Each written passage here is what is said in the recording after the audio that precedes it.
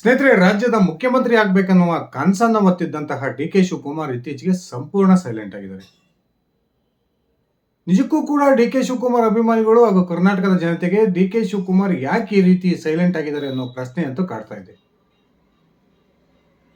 ಇದೇ ಸೆಪ್ಟೆಂಬರ್ಗೆ, ಅಕ್ಟೋಬರ್ಗೆ, ಡಿಸೆಂಬರ್ಗೆ ರಾಜ್ಯದಲ್ಲಿ ದೊಡ್ಡ ಕ್ರಾಂತಿ ಆಗುತ್ತೆ. ಆ ಮೂಲಕ ಡಿ ಕೆ ಶಿವಕುಮಾರ್ ರಾಜ್ಯದ ಮುಖ್ಯಮಂತ್ರಿ ಆಗೇ ಆಗ್ತಾರೆ ಅನ್ನುವ ಹೇಳಿಕೆಯನ್ನ ಡಿ ಕೆ ಶಿವಕುಮಾರ್ ಬೆಂಬಲಿಗರು ಪದೇ ಪದೇ ಬಹಿರಂಗವಾಗಿ ಕೊಡ್ತಾ ಇದ್ರು. ಅದರಲ್ಲೂ ಚನ್ನಗಿರಿಯ ಕಾಂಗ್ರೆಸ್ ಶಾಸಕ ಡಿ ಕೆ ಶಿವಕುಮಾರ್ ಆಪ್ತ ಬಳಗದ ಬಸವರಾಜ್ ಶಿವಗಂಗಾ ಅವರು, ನಾನು ಬೇಕಾದ್ರೆ ರಕ್ತದಲ್ಲಿ ಬರ್ಕೊಡ್ತೀನಿ, ಡಿ ಕೆ ಶಿವಕುಮಾರ್ ಡಿಸೆಂಬರ್ಗೆ ರಾಜ್ಯದ ಮುಖ್ಯಮಂತ್ರಿ ಆಗೇ ಆಗ್ತಾರೆ, ನಾನು ಅಲ್ಲಿವರೆಗೂ ಕೂಡ ಈ ಮುಖ್ಯಮಂತ್ರಿ ಬದಲಾವಣೆ ವಿಚಾರವನ್ನ ಪ್ರಸ್ತಾಪ ಮಾಡಲ್ಲ, ಡಿಸೆಂಬರ್ ನಂತರ ನೀವು ಬಂದು ನನ್ನನ್ನು ಭೇಟಿಯಾಗಿ ನಾನು ಅವಾಗ ಈ ವಿಚಾರವನ್ನ ಚರ್ಚೆ ಮಾಡ್ತೀನಿ ಅನ್ನುವ ಹೇಳಿಕೆಯನ್ನು ಕೊಡೋದ್ರ ಮೂಲಕ ಅಚ್ಚರಿಯನ್ನು ಹುಟ್ಟಾಕಿದ್ರು. ಪಕ್ಕಾ ಲೆಕ್ಕ ಹಿಡ್ಕೊಂಡು ಪಕ್ಷ ಸಂಘಟನೆ ಮಾಡ್ತಕ್ಕಂಥ ಡಿ ಕೆ ಶಿವಕುಮಾರ್ ಇದೀಗ ಸಂಪೂರ್ಣವಾಗಿ ಸೈಲೆಂಟ್ ಆಗಿದ್ದಾರೆ. ಬಹುತೇಕ ಮುಖ್ಯಮಂತ್ರಿ ಕುರ್ಚಿ ಆಸೆಯನ್ನ ಕೈಬಿಟ್ಟಿದ್ದಾರೆ ಅನ್ನುವ ಒಂದು ಸುದ್ದಿಗಳು ಬರ್ತಾ ಇದ್ದಾವೆ. ಹಾಗಾದ್ರೆ ನಿಜಕ್ಕೂ ಕೂಡ ಡಿ ಕೆ ಶಿವಕುಮಾರ್ ಸೈಲೆಂಟ್ ಆಗೋದಕ್ಕೆ ಏನ್ ಕಾರಣ? ರಾಜ್ಯ ಕಾಂಗ್ರೆಸ್ನಲ್ಲಿ ಏನೆಲ್ಲ ಬೆಳವಣಿಗೆಗಳು ನಡೀತಾ ಇದ್ದಾವೆ ಬನ್ನಿ ಸ್ನೇಹಿತರೆ, ಒಂದ್ಸರಿ ಅದರ ವಿವರಣವನ್ನು ನಾನು ಕೊಡ್ತಾ ಹೋಗ್ತೀನಿ. ಅದಕ್ಕಿಂತ ಮುಂಚೆ ನೀವಿನ್ನು ನನ್ನ ಇಟ್ಗೆ ಯಮಂತ್ ಯೂಟ್ಯೂಬ್ ಚಾನಲ್ಗೆ ಸಬ್ಸ್ಕ್ರೈಬ್ ಮಾಡ್ಕೊಂಡಿಲ್ಲ ಅಂದರೆ ದಯವಿಟ್ಟು ಸಬ್ಸ್ಕ್ರೈಬ್ ಮಾಡಿಕೊಂಡು ಬೆಲ್ ಬಟನ್ನ ಕ್ಲಿಕ್ ಮಾಡಿ. ನಾನು ಕೊಡ್ತಕ್ಕಂಥ ಮಾಹಿತಿ ನಿಮ್ಗೆ ಇಷ್ಟ ಆಗಿದ್ರೆ ಈ ವಿಡಿಯೋಗೆ ಲೈಕ್ ಮಾಡಿ, ಶೇರ್ ಮಾಡಿ, ಕಮೆಂಟ್ ಮಾಡಿ. ಕರ್ನಾಟಕ ಕಾಂಗ್ರೆಸ್ನ ಟ್ರಬಲ್ ಶೂಟರ್, ಪಕ್ಕಾ ಲೆಕ್ಕಾಚಾರವನ್ನು ಇಟ್ಕೊಂಡು ಪಕ್ಷ ಸಂಘಟನೆಯನ್ನ ಮಾಡ್ತಕ್ಕಂಥ ಡಿ ಕೆ ಶಿವಕುಮಾರ್ ಕಳೆದ ವಿಧಾನಸಭಾ ಚುನಾವಣೆಗೆ ಫಲಿತಾಂಶಕ್ಕೂ ಮುನ್ನವೇ ರಾಜ್ಯದಲ್ಲಿ ಈ ಬಾರಿ ಕಾಂಗ್ರೆಸ್ 136 ಸ್ಥಾನಗಳನ್ನು ಗೆದ್ದೇ ಗೆಲ್ಲುತ್ತೆ ಅನ್ನುವ ಆತ್ಮವಿಶ್ವಾಸದ ಮಾತನ್ನ ಬಹಿರಂಗವಾಗಿ ಹೇಳಿದ್ರು.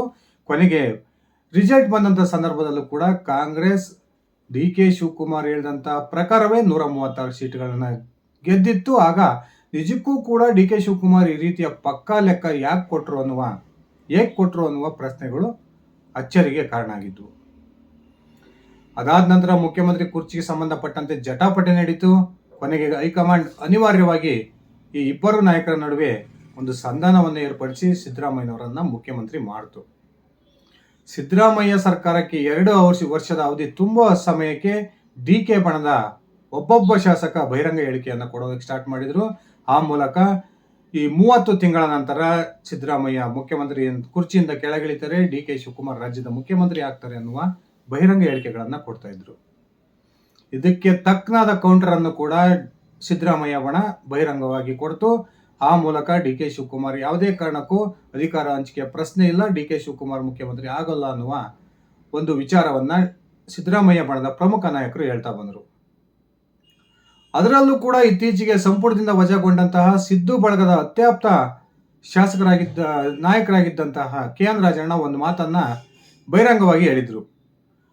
ಸರಿ, ಡಿ ಕೆ ಶಿವಕುಮಾರ್ ರಾಜ್ಯದ ಮುಖ್ಯಮಂತ್ರಿ ಆಗೋದಾದ್ರೆ ವಿಧಾನಸಭೆಯನ್ನು ವಿಸರ್ಜನೆ ಮಾಡಿ ಅವರ ನೇತೃತ್ವದಲ್ಲಿ, ಅಂದ್ರೆ ಅವರ ನಾಯಕತ್ವದಲ್ಲಿ ರಾಜ್ಯಕ್ಕೆ ಮತ್ತೊಮ್ಮೆ ವಿಧಾನಸಭೆಗೆ ಚುನಾವಣೆಯನ್ನು ಎದುರಿಸಲಿ, ಆಗ ಕಾಂಗ್ರೆಸ್ ಅಧಿಕಾರಕ್ಕೆ ಬಂದರೆ ಡಿ ಕೆ ಶಿವಕುಮಾರ್ ಮುಖ್ಯಮಂತ್ರಿ ಆಗಲಿ, ನಮ್ದೇನು ತಕರಾರಿಲ್ಲ ಅನ್ನುವ ಒಂದು ಹೇಳಿಕೆಯನ್ನು ಕೊಡೋದ್ರ ಮೂಲಕ ಡಿ ಕೆ ಶಿವಕುಮಾರ್ ಅವರಿಗೆ ಮುಖ್ಯಮಂತ್ರಿ ಪಟ್ಟವನ್ನು ಯಾವುದೇ ಕಾರಣಕ್ಕೂ ಸಿದ್ದರಾಮಯ್ಯನವರು ಸುಲಭವಾಗಿ ಬಿಟ್ಕೊಡಲ್ಲ ಅನ್ನುವ ಮುನ್ಸೂಚನೆಯನ್ನು ಕೊಟ್ಟಿದ್ರು. ಈಗ ಕಾಂಗ್ರೆಸ್ ಹೈಕಮಾಂಡ್ ಕೂಡ ಬಿಹಾರದ ಒಂದು ವಿಧಾನಸಭಾ ಚುನಾವಣೆಯನ್ನು ಮುಂದಿಟ್ಕೊಂಡು ಈ ನಾಯಕತ್ವ ಬದಲಾವಣೆಯ ವಿಚಾರಕ್ಕೆ ಸಂಪೂರ್ಣ ಬ್ರೇಕ್ ಅನ್ನು ಹಾಕಿದೆ. ಒಂದು ವೇಳೆ ಡಿ ಕೆ ಶಿವಕುಮಾರ್ ಅವರು ಅಂದ್ಕೊಂಡಿರೋ ಪ್ರಕಾರ ಡಿಸೆಂಬರ್ 15ರೊಳಗೆ ರಾಜ್ಯದ ಮುಖ್ಯಮಂತ್ರಿ ಆಗದೆ ಹೋದ್ರೆ ಇನ್ಯಾವತ್ತೂ ಕೂಡ ಅವರು ಮುಖ್ಯಮಂತ್ರಿ ಆಗೋದ ಸಾಧ್ಯತೆಗಳು ಕಡಿಮೆ ಅನ್ನುವ ಮಾತುಗಳು ಕೂಡ ಕೇಳಿ ಬರ್ತದೆ. ಇದೇ ಸಂದರ್ಭದಲ್ಲಿ ಕಳೆದ ವಿಧಾನಸಭಾ ಚುನಾವಣೆಯ ಸಂದರ್ಭದಲ್ಲಿ ಏನು ಸುನೀಲ್ ಕನುಗೋಳು ಅಂತಕ್ಕಂಥ ಒಬ್ಬ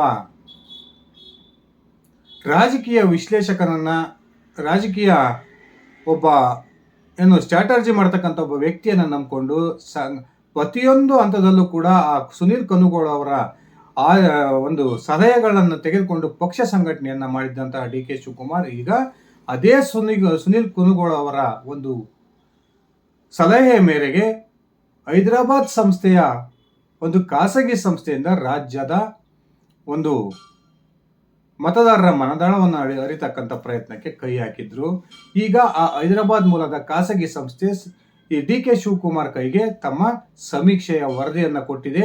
ಆ ವರದಿಯಲ್ಲಿ ಡಿ ಕೆ ಶಿವಕುಮಾರ್ ಅವರಿಗೆ ಬಹುದೊಡ್ಡ ಶಾಕ್ ಎದುರಾಗಿದೆ ಅನ್ನುವ ಮಾತುಗಳು ಕೇಳಿ ಬರ್ತಾ ಇದ್ದು, ಈ ವರದಿಯ ನಂತರವೇ ಡಿ ಕೆ ಶಿವಕುಮಾರ್ ಸಂಪೂರ್ಣವಾಗಿ ತಮ್ಮ ಮುಖ್ಯಮಂತ್ರಿ ಕುರ್ಚಿ ಆಸೆಯನ್ನು ಕೈಬಿಟ್ಟಿದ್ದಾರೆ ಅನ್ನುವ ಒಂದು ಸ್ಪಷ್ಟ ಮಾಹಿತಿಗಳು ಸಿಗ್ತಾ ಇದ್ದಾವೆ. ಹಾಗಾದ್ರೆ ನಿಜಕ್ಕೂ ಕೂಡ ಈ ಹೈದರಾಬಾದ್ ಮೂಲದ ಖಾಸಗಿ ಸಂಸ್ಥೆ ನಡೆಸಿರ್ತಕ್ಕಂಥ ಸರ್ವೆಯಲ್ಲಿ ಹೊರಬಂದಿರತಕ್ಕಂಥ ಅಂಶಗಳೇನು?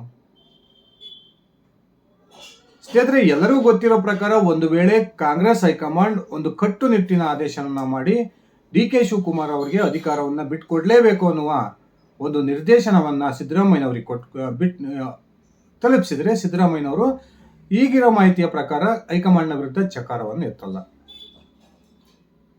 ಡಿ ಕೆ ಶಿವಕುಮಾರ್ಗೆ ಅಧಿಕಾರವನ್ನ ಹಸ್ತಾಂತರ ಮಾಡ್ತಾರೆ. ಆದ್ರೆ ಅದಾದ ನಂತರ ಸಿದ್ದರಾಮಯ್ಯ ಬಣದ ಆಟ ಸ್ಟಾರ್ಟ್ ಆಗುತ್ತೆ. ಮ್ಯಾಕ್ಸಿಮಮ್ ಅಂದ್ರೆ ಡಿ ಕೆ ಶಿವಕುಮಾರ್ ಅವರನ್ನ ಒಂದು 6 ತಿಂಗಳು ಮುಖ್ಯಮಂತ್ರಿ ಸ್ಥಾನದಲ್ಲಿ ಕೂರೋದಿಕ್ಕೆ ಈ ಸಿದ್ದು ಬಣ ಬಿಡುತ್ತೆ. ಅದಾದ ನಂತರ ಕಾಂಗ್ರೆಸ್ ಪಕ್ಷದಲ್ಲಿ ದೊಡ್ಡ ಮಟ್ಟದ ಬಂಡಾಯ ಆಗುತ್ತೆ.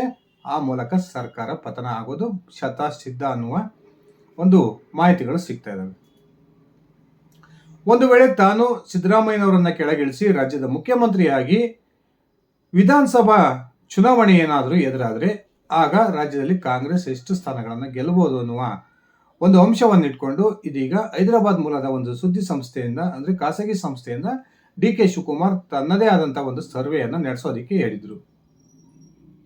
ಇದೀಗ ಹೈದರಾಬಾದ್ ಮೂಲದ ಖಾಸಗಿ ಸಂಸ್ಥೆ ಡಿ ಕೆ ಶಿವಕುಮಾರ್ ಕೈಗೆ ತನ್ನ ವರದಿಯ ರಿಪೋರ್ಟ್ ಅನ್ನ ಸಲ್ಲಿಸಿದೆ. ಈ ಒಂದು ಸುದ್ದಿ ಸಂಸ್ಥೆ ಈ ಒಂದು ಖಾಸಗಿ ಸಂಸ್ಥೆ ಕೊಟ್ಟಿರತಕ್ಕಂಥ ವರದಿಯ ಪ್ರಕಾರ ಮುಂದಿನ ಚುನಾವಣೆಯಲ್ಲಿ ರಾಜ್ಯದಲ್ಲಿ ಪಕ್ಷೇತರರು 2 ಅಂಕೆಗಿಂತ ಜಾಸ್ತಿಯ ಸಂಖ್ಯೆಯ ಒಂದು ಸೀಟ್ಗಳಲ್ಲಿ ಗೆಲ್ತಾರೆ. ಅಂದ್ರೆ ಈಗಾಗಲೇ ರಾಜ್ಯ ರಾಜಕಾರಣದಲ್ಲಿ ಸಾಕಷ್ಟು ಬೆಳವಣಿಗೆಗಳಾಗ್ತಿದಾವೆ. ಒಂದ್ ಕಡೆ ಬಿಜೆಪಿಯಿಂದ ಉಚ್ಚಾಟನೆಗೊಂಡಿರ್ತಕ್ಕಂಥ ಬಸವನಗೌಡ ಪಾಟೀಲ್ ಯತ್ನಾಳ್ ಹೊಸ ಪಕ್ಷವನ್ನ ಸ್ಥಾಪನೆ ಮಾಡ್ತೀನಿ ಅಂತ ಹೇಳಿಕೆಯನ್ನ ಕೊಡ್ತಾ ಇದ್ದಾರೆ. ಇನ್ನೊಂದ್ ಕಡೆ ಪ್ರಜಾಕೀಯ ಕೂಡ ತನ್ನದೇ ಆದಂತ ಒಂದು ರೀತಿಯಲ್ಲಿ ಸಂಘಟನೆಯನ್ನ ಮಾಡ್ತಾ ಇದೆ. ಇನ್ನಿತರ ವ್ಯಕ್ತಿಗಳು ಕೂಡ ಪಕ್ಷೇತರಾಗಿ ಸ್ಪರ್ಧೆ ಮಾಡ್ತಕ್ಕಂಥ ಒಂದು ಇಂಗಿತವನ್ನು ವ್ಯಕ್ತಪಡಿಸ್ತಿದ್ದಾರೆ.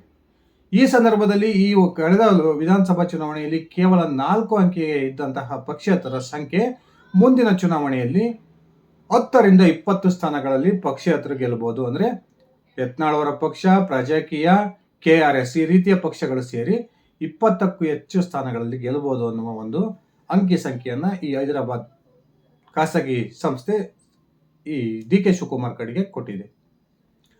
ಅದೇ ರೀತಿ JDS ಹಾಗೂ ಬಿಜೆಪಿ ಕೂಡ ಎಷ್ಟೆಷ್ಟು ಸ್ಥಾನಗಳನ್ನು ಗೆಲ್ಲಬಹುದು, ಮೈತ್ರಿಯಾಗಿ ಈ 2 ಪಕ್ಷಗಳು ಚುನಾವಣೆಯನ್ನು ಎದುರಿಸಿದರೆ ಯಾವ ಮಟ್ಟದ ಲಾಭ ಆ ಪಕ್ಷಗಳಿಗೆ ಆಗುತ್ತೆ ಅನ್ನುವ ಒಂದು ಅಂಕಿ ಸಂಖ್ಯೆಗಳನ್ನು ಕೂಡ ಈ ಸಂಸ್ಥೆ ಕೊಟ್ಟಿದೆ.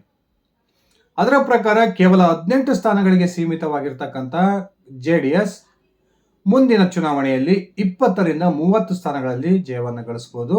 ಅದು ಮೈತ್ರಿಯಾಗಿ ಚುನಾವಣೆಯನ್ನು ಎದುರಿಸಿದರೆ ಇನ್ನೂ ಹೆಚ್ಚಿನ ಸ್ಥಾನಗಳನ್ನು JDS ಗೆಲ್ಲಬಹುದು. ಅದೇ ರೀತಿ ಕೇವಲ 66 ಸ್ಥಾನಗಳನ್ನು ಕಳೆದ ವಿಧಾನಸಭಾ ಚುನಾವಣೆಯಲ್ಲಿ ಗೆದ್ದಿದ್ದಂತಹ ಬಿಜೆಪಿ ಈ ಬಾರಿ 90ರಿಂದ 95 ಸ್ಥಾನಗಳನ್ನು ಗೆಲ್ಲುತ್ತೆ. ಅದು ಮೈತ್ರಿ ಮಾಡಿಕೊಂಡು ಹೋದ್ರೆ ಈ ಸ್ಥಾನಗಳ ಸಂಖ್ಯೆ ಇನ್ನೂ ಕೂಡ ಹೆಚ್ಚಾಗಬಹುದು ಅನ್ನುವ ಮಾಹಿತಿಯನ್ನು ಕೂಡ ಈ ಹೈದರಾಬಾದ್ ಖಾಸಗಿ ಸಂಸ್ಥೆ ಡಿ ಕೆ ಶಿವಕುಮಾರ್ ಅವರ ಕೈಗೆ ಕೊಟ್ಟಿದೆ. ಹಾಗಾದ್ರೆ ಕಾಂಗ್ರೆಸ್ನ ಪರಿಸ್ಥಿತಿ ಏನು? ಡಿ ಕೆ ಶಿವಕುಮಾರ್ ಮುಖ್ಯಮಂತ್ರಿಯಾಗಿ ಚುನಾವಣೆಯನ್ನು ಎದುರಿಸಿದರೆ ಸಿದ್ದರಾಮಯ್ಯ ಆಗ ಮುಖ್ಯಮಂತ್ರಿ ಸ್ಥಾನದಿಂದ ಕೆಳಗಿಳಿದಿರ್ತಾರೆ. ಅವ್ರು ಯಾವುದೇ ಕಾರಣಕ್ಕೂ ಈಗಿರ್ತಕ್ಕಂಥ ಒಂದು ಅಗ್ರೆಸಿವ್ನ ರೀತಿಯಲ್ಲಿ ಚುನಾವಣಾ ಪ್ರಚಾರವನ್ನ ಮಾಡೋಲ್ಲ. ಸಂಪೂರ್ಣವಾಗಿ ಡಿ ಕೆ ಶಿವಕುಮಾರ್ ಅವರನ್ನೇ ನಂಬಿಕೊಂಡು ಚುನಾವಣೆ ಎದುರಿಸಬೇಕಾಗುತ್ತೆ. ಆಗ ಕಾಂಗ್ರೆಸ್ ಎಷ್ಟು ಸ್ಥಾನವನ್ನು ಗೆಲ್ಲಬಹುದು ಅನ್ನುವ ಒಂದು ಸ್ಪಷ್ಟ ಅಂಕಿ ಸಂಖ್ಯೆಯನ್ನು ಕೂಡ ಈ ಸಂಸ್ಥೆ ಕೊಟ್ಟಿದೆ. ಈ ಹೈದರಾಬಾದ್ ಮೂಲದ ಖಾಸಗಿ ಸಂಸ್ಥೆ ಕೊಟ್ಟಿರ್ತಕ್ಕಂಥ ವರದಿಯ ಪ್ರಕಾರ ಡಿ ಕೆ ಶಿವಕುಮಾರ್ ಅವರ ನೇತೃತ್ವದಲ್ಲಿ ವಿಧಾನಸಭೆಗೆ ಚುನಾವಣೆ ನಡೆದರೆ ಕಾಂಗ್ರೆಸ್ ಕೇವಲ 80ರಿಂದ 85 ಸ್ಥಾನಕ್ಕೆ ಕುಸಿಯುತ್ತೆ. ಇದಕ್ಕಿಂತ ಹೆಚ್ಚಿನ ಸ್ಥಾನಗಳನ್ನು ಯಾವುದೇ ಕಾರಣಕ್ಕೂ ಕಾಂಗ್ರೆಸ್ ಗೆಲ್ಲೋದಿಕ್ಕೆ ಸಾಧ್ಯವಿಲ್ಲ ಅನ್ನುವ ಒಂದು ಅಂಕಿ ಸಂಖ್ಯೆಗಳನ್ನು ಕೊಡೋದ್ರ ಮೂಲಕ ಡಿ ಕೆ ಶಿವಕುಮಾರ್ ಅವರಿಗೆ ಅವರು ನಡೆಸಿದಂತಹ ಸರ್ವೆಯ ಸಂಸ್ಥೆ ದೊಡ್ಡ ಆಘಾತವನ್ನು ಕೊಟ್ಟಿದೆ. ಅದೇ ಕಾರಣಕ್ಕೆ ಡಿ ಕೆ ಶಿವಕುಮಾರ್ ಈಗ ತಮ್ಮ ನಿಲುವನ್ನು ಬದಲಾಯಿಸಿಕೊಂಡಿದ್ದು, ಇತ್ತೀಚೆಗೆ ಸಾಕಷ್ಟು ವಿವಾದಗಳನ್ನು ಡಿ ಕೆ ಶಿವಕುಮಾರ್ ಮಾಡ್ಕೊಂಡಿದ್ದಾರೆ. ಈ ವಿವಾದಗಳ ಲಾಭವನ್ನು ಕೂಡ ಈಗ ಸಿದ್ದರಾಮಯ್ಯ ಬಣ ಪಡೆದುಕೊಂಡಿದೆ. ಕಾಂಗ್ರೆಸ್ನ ಹೈಕಮಾಂಡ್ನ ಒಂದು ಬಳಿ ಡಿ ಕೆ ಶಿವಕುಮಾರ್ ವಿರುದ್ಧವಾಗಿ ಸಾಕಷ್ಟು ಒಂದು ದೂರುಗಳನ್ನು ಕೂಡ ಸಿದ್ದರಾಮಯ್ಯ ಬಣ ಸಲ್ಲಿಸಿದೆ. ಆ ಕಾರಣಕ್ಕೆ ಕಾಂಗ್ರೆಸ್ ಹೈಕಮಾಂಡ್ ಕೂಡ ಡಿ ಕೆ ಶಿವಕುಮಾರ್ ಅವರ ವಿರುದ್ಧ ಗರಂ ಆಗಿದೆ ಎನ್ನುವ ಮಾತುಗಳು ಕೇಳಿ ಬರ್ತದೆ. ಇಷ್ಟೆಲ್ಲ ಬೆಳವಣಿಗೆ ಆಗಿರೋದಕ್ಕೆ ಈ ಹೈದರಾಬಾದ್ನ ಸಂಸ್ಥೆ ಕೊಟ್ಟಿರ್ತಕ್ಕಂಥ ಒಂದು ಅಂಕೆ ಸಂಖ್ಯೆಗಳನ್ನು ನೋಡಿರೋ ಕಾರಣಕ್ಕೇನೆ ಡಿ ಕೆ ಶಿವಕುಮಾರ್ ಇದೀಗ ಮುಖ್ಯಮಂತ್ರಿ ಕುರ್ಚಿಯ ಆಸೆಯನ್ನ ಸದ್ಯಕ್ಕೆ ಕೈ ಬಿಟ್ಟಿದ್ದಾರೆ ಎನ್ನುವ ಮಾತುಗಳು ಕೇಳಿ ಬರ್ತದವೆ. ಸ್ನೇಹಿತರೆ, ಒಂದು ವೇಳೆ ಮುಖ್ಯಮಂತ್ರಿ ಸ್ಥಾನದಿಂದ ಸಿದ್ದರಾಮಯ್ಯ ಕೆಳಗಿಳಿದು ವಿಧಾನಸಭೆಗೆ ವಿಸರ್ಜನೆ ಏನಾದರೂ ಆದರೆ ಆಗ ಮುಂದಿನ ಚುನಾವಣೆಯಲ್ಲಿ ಕಾಂಗ್ರೆಸ್ ಎಷ್ಟು ಸ್ಥಾನಗಳನ್ನು ಗೆಲ್ಲೋದಕ್ಕೆ ಸಾಧ್ಯವಿದೆ?